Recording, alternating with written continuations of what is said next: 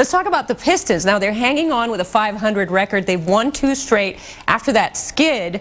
Now, Allen Iverson has missed both those games, and he's bound to miss at least another game with that back injury. What's the verdict on AI with the Pistons? I think a lot of people have been coming down too hard on Iverson, trying to compare whether his being a part of that team is the reason why they're losing.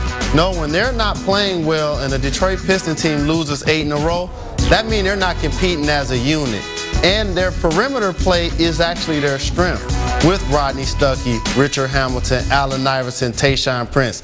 Their bigs have been inconsistent. You know what you're going to get from McDyess, you know what you're going to get from Rasheed Wallace, but their young bigs that they were counting on, Amir Johnson, Max Seal, have been inconsistent. So expect Iverson to come off the bench when he comes back, because the team is 2-0, 2 big victories in Orlando and in Boston, and he has to accept that, and I think that he will.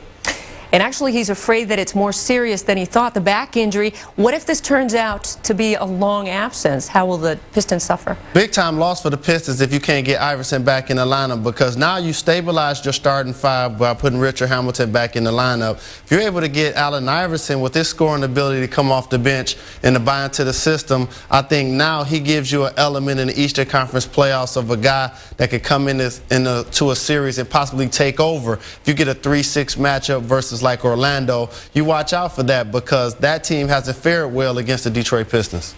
All right, Jalen Rose, ESPN NBA analyst, thank you so much, Jalen. Thank you.